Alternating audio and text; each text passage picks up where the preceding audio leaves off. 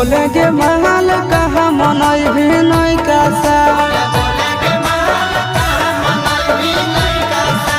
बोले गे महल कहा मनई भी नहीं कासा